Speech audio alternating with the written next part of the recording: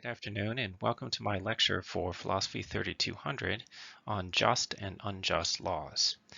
This lecture is going to explain a theory about when laws are just and unjust based upon a chapter of a book manuscript that I have in progress. Now I'm going to start with a general idea of the presumption against law. I have an argument that laws in general are presumptively unjust. This is the outline of the argument. First, I think that individuals have a right against harmful coercion. Second, laws in general entail harmful coercion.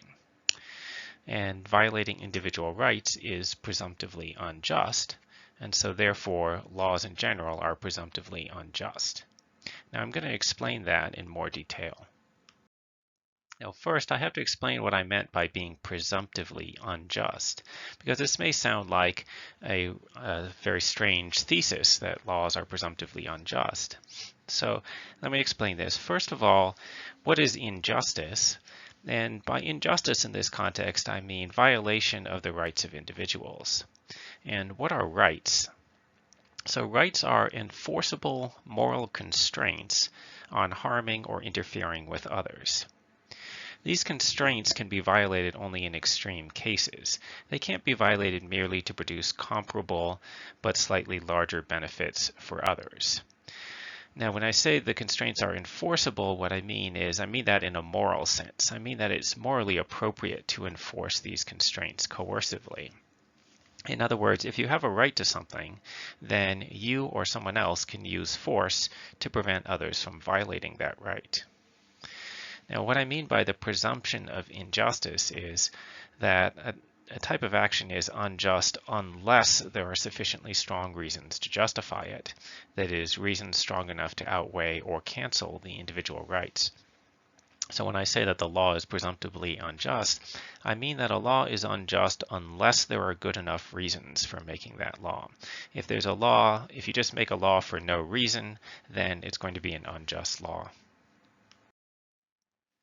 Okay, here's some more discussion about why we should believe in rights. So there's a famous example in the ethics literature known as the organ harvesting example. In this example, you imagine that there's a doctor in a hospital and he has 5 patients who need organ transplants, otherwise they're going to die. He has one healthy patient who somehow, imagine, is compatible with the other 5 patients. So the doctor could kill the healthy patient and distribute his organs to 5 other patients, thereby saving 5 lives. And notice that if he did this, although one person would die, 5 other people would live, so overall more good would be done by this action. And yet, almost everyone judges this to be obviously and seriously wrong. This would be a form of murder. It would be a violation of the healthy patient's right to life. It would also, of course, be appropriate to use force to stop the doctor from doing this. And so this example illustrates the idea of rights. It illustrates why we believe that there are such things as rights in the first place. In this case, the way we might describe it is that the individual has rights over their own organs, that you own your own organs and your own body in general. Or we might say you have a right to life or a right not to be killed. Okay, and notice that what the notion of rights here does is it indicates that there's a constraint against harming a person or interfering with a person in a certain way, even if it produces better consequences. Because in this case, even if you kill the healthy patient, you're going to produce better consequences, but it's still wrong to do that. Okay, now in general, I think there's a right against harmful coercion. Now this case is an example of that. Killing a person to take their organs is an example of harmful coercion. And I think that it generalizes to other cases of using force against another person in a way that harms them. The reason for believing in this general right against harmful coercion would be just the kind of example just described. You could give examples like that with harms other than killing a person to take their organs, and people would have similar intuitions that you can't sacrifice the individual in that way. Now, although I think that individuals have rights, I don't believe that these rights are absolute. I believe that these are prima facie rights. So an absolute right is a right that may never be violated no matter what. It cannot be outweighed by any consequences. Even if you could save the entire rest of the world, you wouldn't be able to violate this right. It's controversial that there are any absolute rights, and so I'm not advocating for absolute rights, I'm advocating for prima facie rights. These are rights that could be outweighed by sufficiently large costs or benefits, by averting sufficiently large costs or producing sufficiently large benefits. Okay, now the reason why you should believe in prima facie rights rather than absolute rights is if rights are absolute, then it seems that it would be wrong to take even a non-zero risk of violating those rights. So if there was an absolute right against being coercively harmed, then it would be morally wrong to take a non-zero risk of coercively harming someone. But virtually every action takes a non-zero risk of coercively harming someone. By the way, if you think that there's a right not to be killed, virtually every action has a non-zero probability of killing someone. Okay, now of particular interest for the law is this would make the criminal justice system impossible, because typically we think that there's a right against being unjustly punished. And if we think that that right is absolute, then that means that we can't accept any amount of unjustly punishing people for the sake of any amount of benefit. But whenever we have a criminal justice system, there are going to be some cases where somebody is unjustly punished. There's not going to be a perfect criminal justice system. If we're punishing anyone at all, sometimes the system will make mistakes. So if you have an absolute right against unjust punishment, then that means that it's morally wrong to have a criminal justice system at all. This seems like an unreasonable consequence. So for that reason, we shouldn't posit absolute rights. We should posit only prima facie rights. Okay, now we've said that there's a general prima facie right against harmful coercion, not to be harmfully coerced by other people. Okay, now I want to make the point that laws in general are harmfully coercive. The sort of laws that we're interested in are laws that are enforced with threats of punishment by the state. So if you break the law, the government will do something to you. They'll try to fine you or put you in jail or something like that. These punishments will in general be harmful. That, after all, is the point of punishment. In fact, if they weren't harming somebody, then they would have failed. Also, these punishments are in general imposed by force. The government doesn't just politely invite you to give them some money or politely invite you to sit in a jail cell. They will force you to do these things. So these punishments in general are harmful coercion. Now, anytime a law is made, there are going to be at least some people who violate that law. This is completely predictable in any sizable society. And so, therefore, the government will have to use harmful coercion against those people. By the way, if they don't do that, then the law will be completely without force. Some people are going to violate it. If the government doesn't actually punish those people, then everybody's going to know that there's no punishment for that law, and it will be as if they didn't make that law. Okay, and so the issue is that you need a justification for exercising this harmful coercion against those people that you can predict are in fact going to be harmfully coerced, the people who are going to not obey that law. If there isn't a sufficient justification, then the law is a rights violation because of the general right against harmful coercion. Okay, now I'm going to apply this theory to a couple of cases. Take the case of the drug laws. So here's my general argument that the drug laws are unjust. First, drug prohibition is prima facie unjust. Second, the reasons for prohibition do not outweigh the potential drug user's prima facie rights, and therefore drug prohibition is wrong. Now I'm going to explain why I believe both of those premises in more detail. So first, why do I think that drug prohibition is prima facie unjust? Well, it violates the general right against harmful coercion. That's for the reasons explained on the previous slides. So if you have laws against drug use, some people are going to continue to use drugs anyway, and then the government is going to send armed guards after those people to forcibly impose some kind of punishment on them. Also, by the way, I think that there's a general right to control one's own body. If you think that people have rights at all, your own body would seem to be the one thing that you have the best claim over, that you have the strongest claim to have a right to control it. And ingesting recreational drugs seems to be a paradigm example of exercising the right of control over your own body. The main effects of this action occur literally within your own body. So it's hard to see how this wouldn't be an example of exercising your rights over your body. Okay, now, so that doesn't prove that drug laws are unjust overall. That just establishes a presumption. It shows that we would need to have a good reason for prohibiting drugs. Otherwise, it would be a rights violation. So are there good enough reasons? So I'm going to describe some of the reasons that are traditionally offered for drug prohibition, and then we can judge whether these are good enough to outweigh the rights of individuals to control their own bodies. So this is the most common thing that's said. We need to prohibit drugs because drugs are harmful to the drug user. How do they harm the drug user? Well, they can generally mess up your life. If you become addicted to drugs, they might, for example, cause you to lose your job. They might ruin your relationships with other people. Also, it's just bad for your health. And there's a risk of overdosing. So in some cases, people could actually die from a drug overdose. Okay, now here are some responses to this argument.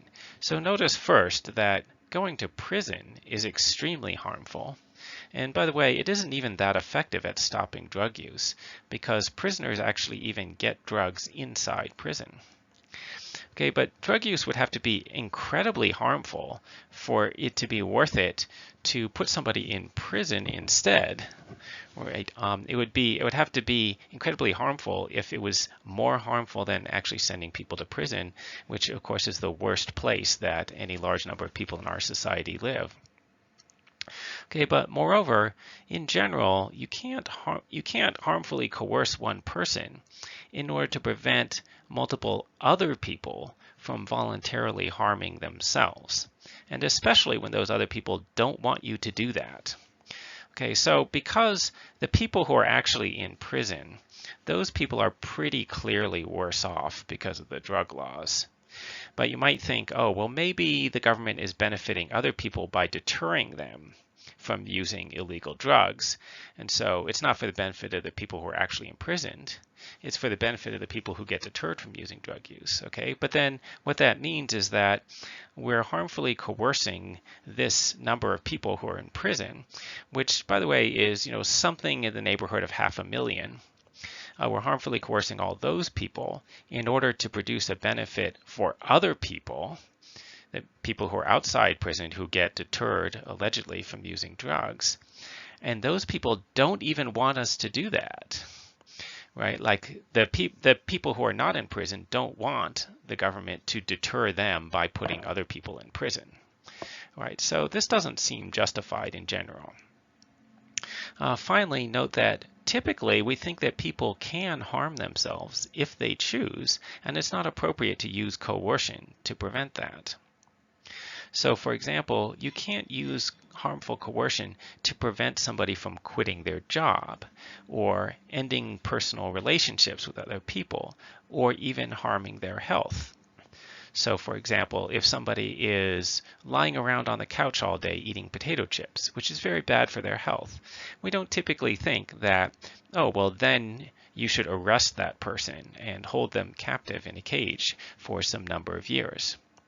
Okay, and notice that these harms that I was just talking about are comparable to the sort of harms that result from, or that might result from, using the illegal recreational drugs, right? It said that drugs harm the user because, you could lose your job, you could ruin your relationships, and you could harm your health. But it's not illegal to do any of those things, even intentionally. Even if you intentionally lose your job and destroy your personal relationships and damage your health in ways other than by using drugs, we don't typically think that it's appropriate to send you to jail for that.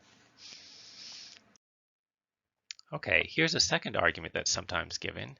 It's sometimes said, well, drug use doesn't just harm the user, it also harms other people in the user's life, like the user's family and friends. And in response to this, note that typically it's only appropriate to use harmful coercion to protect against rights violations. Not just any way of harming another person calls for using force to prevent it, right? So for example, if I harm a business by setting up a competing business and just out-competing them with my superior products, okay, yeah, that is a kind of harm, but it wouldn't be appropriate to use coercion to stop me from doing that. It's not the right kind of harm. And in particular, the way that I harm somebody by out-competing them in business is not a rights violation.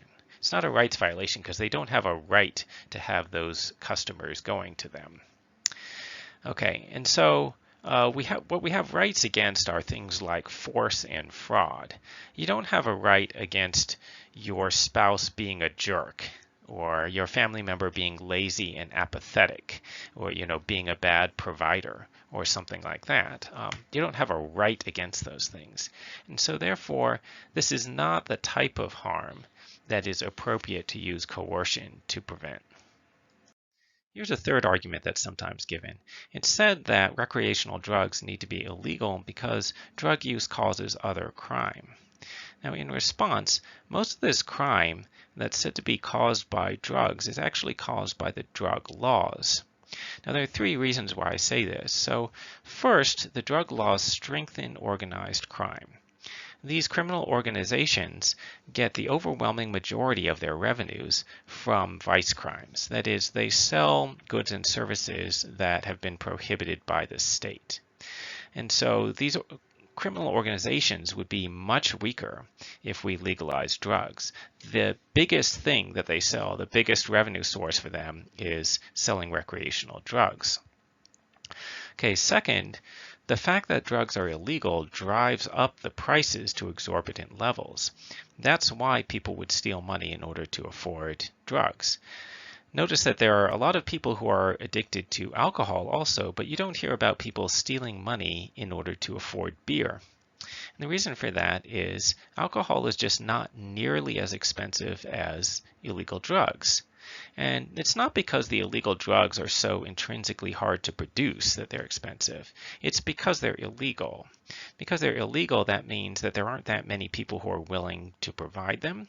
And it means that you have to pay a premium to compensate the provider for the risk, because the people who are providing it are taking a risk of getting arrested by the government and put in jail. So that drives up the prices. You have to pay them enough that it's worth taking the risk of going to jail.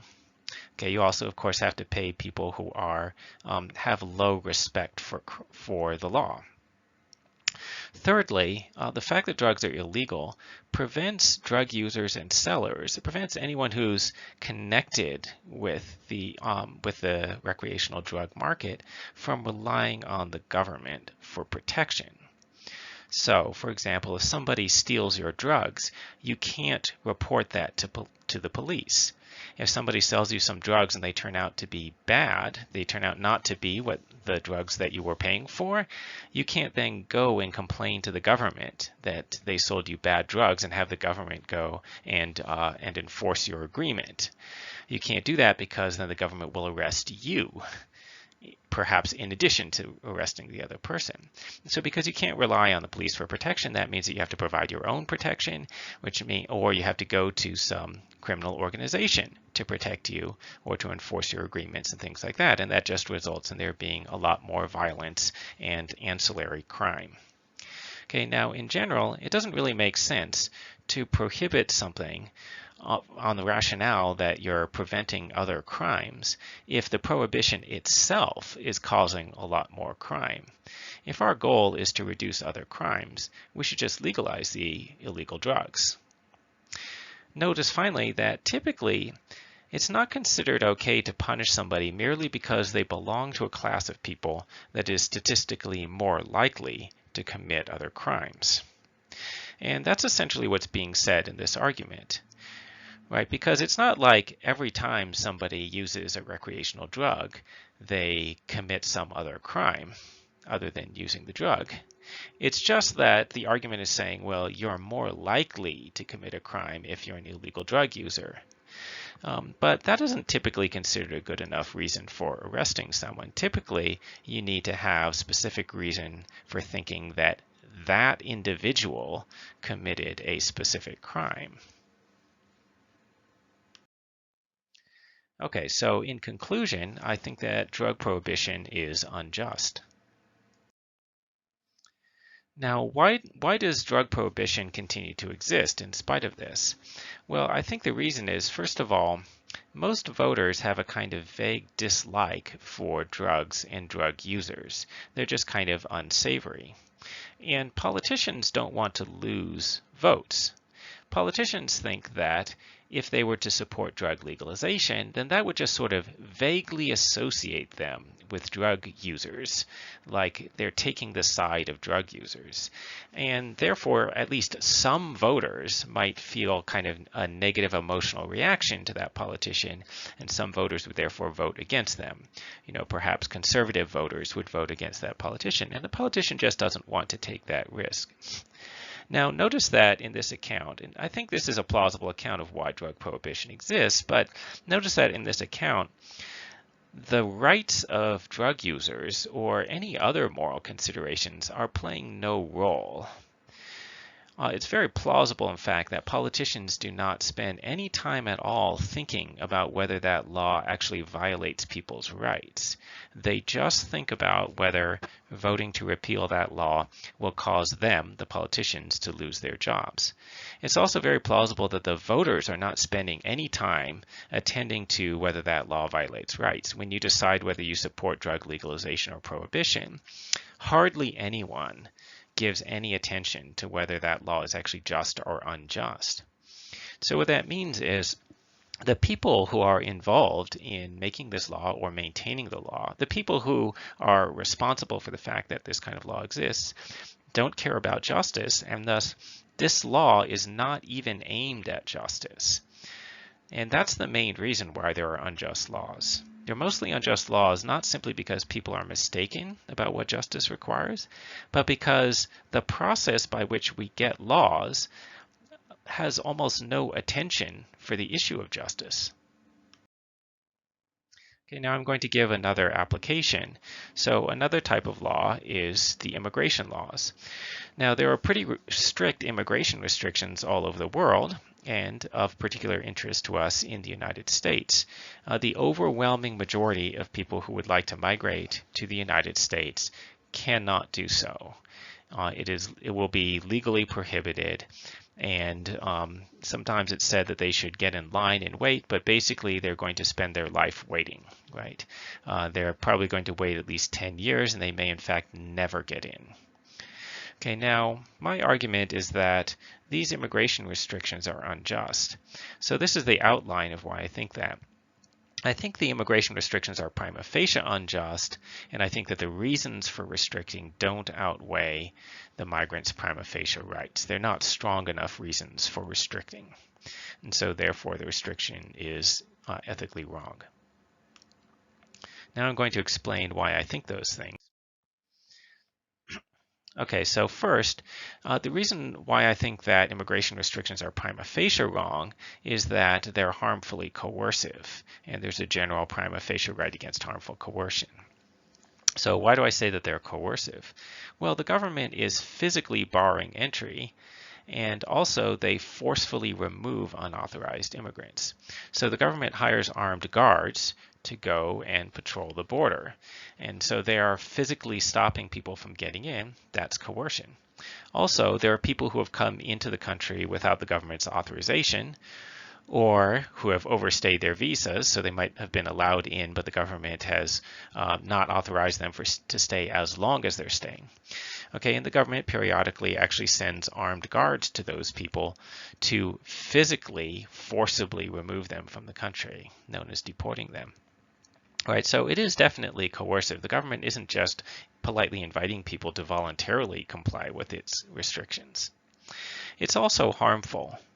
And the main explanation for this is preventing a person from remedying a harm is itself a kind of harm. Right, so you might think, well, maybe the government isn't actually harming people, it's only failing to help them or failing to remedy a harm that they're suffering back in their home country. But I want to argue that no, the government is actively harming the people in the other country, because actively intervening to stop somebody from remedying a problem is harming that person. All right, so I have an example to illustrate this. There's a character in my example known as Starving Marvin. So Marvin is starving, and he wants to go to a local marketplace to buy some food. Assume that in the absence of outside interference, his plan would succeed. There are people in the marketplace who are ready to trade food for something that Marvin has. But imagine that this other character, Sam, physically blocks Marvin from reaching the marketplace. So, he stands in the roadway with his M16 and says, "You can't go to the marketplace." As a result, Marvin returns home. And now suppose that as a result of all this, Marvin starves to death. What do we think about Sam's behavior in this example? So, question, did Sam harm Marvin? And here it seems like the answer is obviously yes. Sam didn't merely fail to benefit Marvin. He didn't merely fail to address a harm that Marvin was suffering. He actively harmed Marvin by stopping him from fixing his problem. Second question, did Sam violate Marvin's rights? It looks like the answer is obviously yes. And third, did Sam wrong Marvin? Looks like obviously yes. If Marvin dies as a result of this, being unable to buy food, we would say that Sam killed him. And so the lesson of this is, as I say, that preventing someone from remedying a problem counts as harming the person. It's not merely failing to benefit the person. Now you can see that this is analogous to the immigration restrictions. Sam, in my example, is like Uncle Sam. Marvin is like a potential immigrant who wants to come to the United States. Now the marketplace in which Marvin could buy food is like the United States labor market, where the immigrant could come in and they would be able to trade something, namely their labor, for money that would enable them to buy food or other necessities, which they might use either for themselves or they might send to their family back home. Okay, now, so again, that doesn't show that immigration restrictions are wrong overall. It just shows that they're prima facie wrong. That is, they're a case of harmful coercion. There's a general prima facie right against harmful coercion. So that means that you need a good enough reason to outweigh the rights of the potential immigrants. So are there good enough reasons? Well, we have to discuss the reasons that people commonly give for immigration restriction. So the most common reason given for a migration restriction is protecting jobs, that when migrants come to the United States, they take employment, and therefore some American workers will not be able to get those particular jobs that the immigrants are doing. Okay, now what's wrong with this argument is, first of all, an individual doesn't have a right to a particular job. So it's not a rights violation if I come in and I start doing a job that you wanted to do instead. And if I got hired instead of you, I haven't violated your rights. In general, you can't use harmful coercion to prevent somebody from doing something that isn't a rights violation. In general, it's not considered permissible to use harmful coercion to prevent normal marketplace competition. Right, so if I'm being considered for a job and I have one competitor for the job, it's not considered okay for me to go and forcibly stop my competitor from getting to the job interview so that he doesn't get the job and then I get it. I can't do that because the job, I don't have a right to that job. The job isn't my property. So I can't use force against other people in order to stop them from getting it.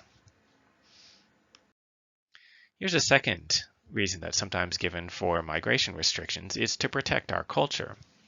Because if a large number of people from, let's say, Latin America migrate to the United States, they might alter the culture of the United States in ways that the present residents wouldn't like. And in response to this, I would point out again that you don't typically have a right to use harmful coercion to prevent other people from doing something that isn't a violation of your rights. You have the right to use harmful coercion to enforce your rights. but not to enforce something that you don't have a right to. And in general, you don't have a right to absence of cultural change. You don't have a right to have the culture around you continue to be the way that it is, right? So if you consider another example, suppose that the reason why Sam stopped Marvin from getting to the marketplace was that Marvin speaks a different language from most of the people in the marketplace, and Sam doesn't like that language.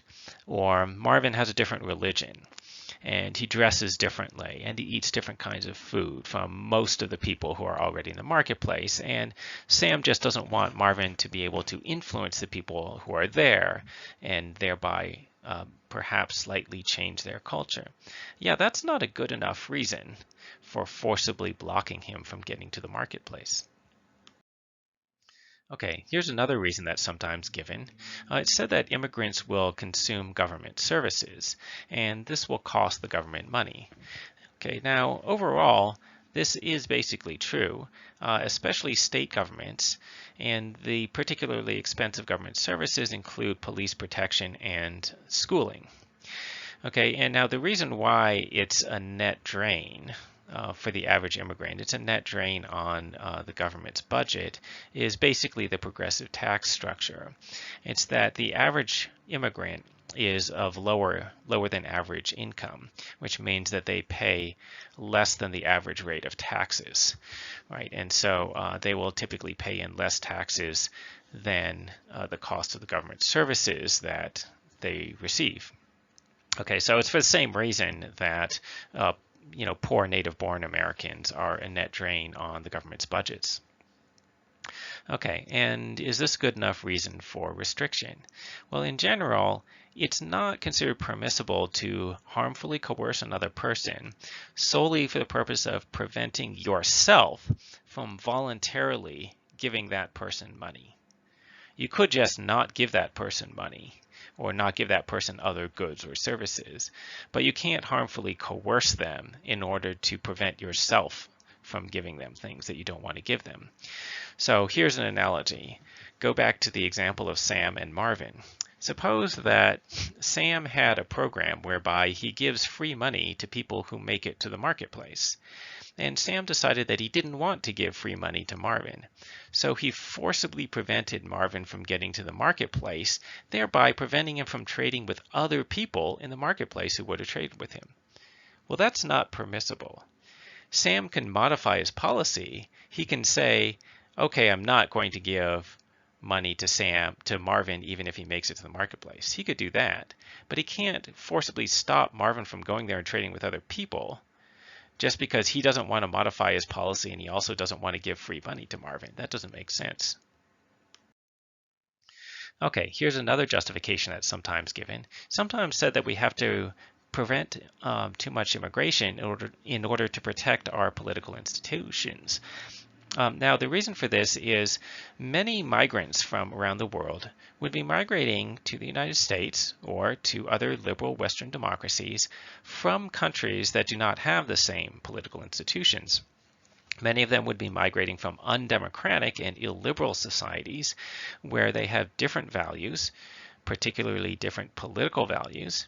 And if a large enough number of people come from countries that have these different political values, it's possible that that could change the political culture and convert the United States or other Western democracies into countries that are more similar to those other undemocratic and illiberal countries.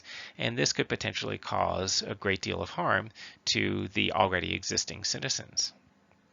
Now, in response, if this is a justified concern, even so, you have to tailor the restrictions to the concern. In other words, you have to adopt the minimum restriction that's necessary to prevent the harm that you're trying to prevent.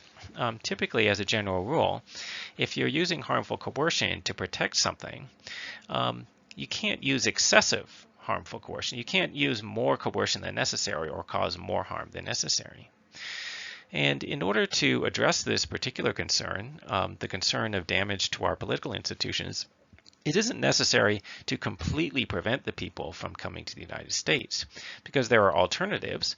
For example, we could give tests which would require people to learn about American values and American institutions and things like that before allowing them to come in. Or another thing is the government could grant legal residency or guest worker status without granting voting rights. Okay, because if the concern is there are people with different political values, then perhaps they would vote for more illiberal regimes. So you could maybe address that by not giving them voting rights. And by the way, there are many millions of people in the country already who have legal residency but don't have voting rights. You can be a legal resident without getting citizenship.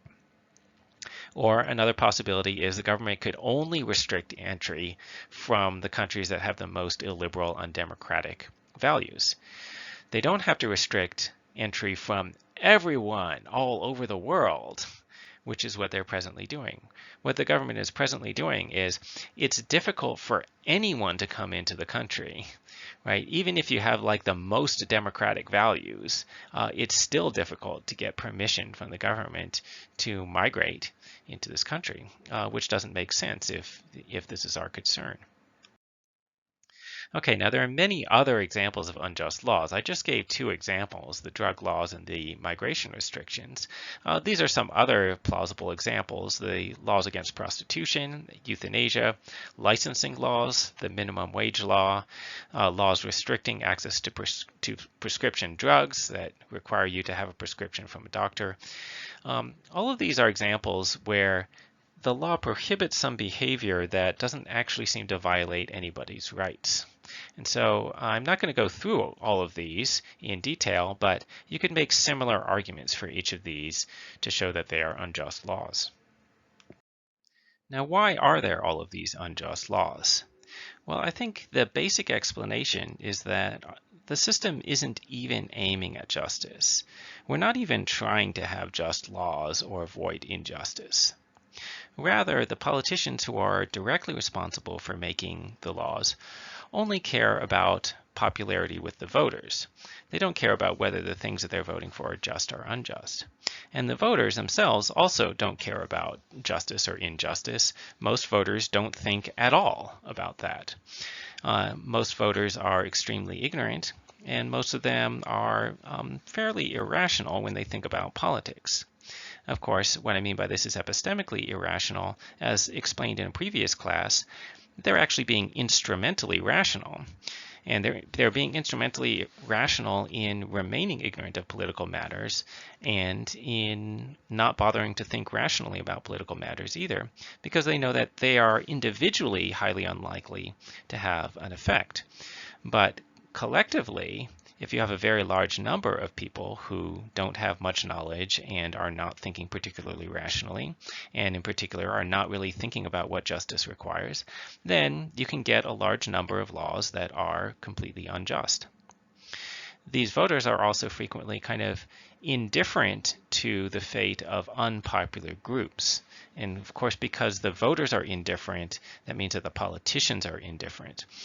So some of these unpopular groups include users of recreational drugs, potential migrants who live in other countries, so foreigners, prostitutes, and wealthy businessmen. None of these people are especially popular or well-loved among the average voter. And what that means is that the politicians don't care whether those people's rights are violated or not, because the voters don't care. Now, not all laws are unjust. Of course, some laws are just. And the laws that you probably typically think of as paradigmatic laws are typically just laws. So you think about the laws against stealing or murder or beating people up and so on. Those are all just laws. And why is that? Why can't you make arguments similar to the arguments that I made on the previous slides to show that these are unjust laws? Well, basically, these are laws against behavior that violates people's rights. So murder violates other individuals' right to life. And because that is rights-violating behavior, it does not incur this heavy burden of proof. In the previous slides, when I talk, for example, about the drug laws and the immigration laws, I say, well, the law is presumptively unjust because it violates a presumptive right against harmful coercion. But in this case, murder is itself a kind of harmful coercion, and therefore prohibition on that isn't a rights violation. Right? And so therefore you don't have to show that vastly greater benefits are created by stopping somebody from committing a murder. The person doesn't have the right to do it in the first place. The problem with the drug laws, immigration laws, etc., is that they prohibit non-rights violating behavior. So in conclusion, there are many laws that are unjust, and most especially, there's a large number of laws that prohibit non-rights violating behavior.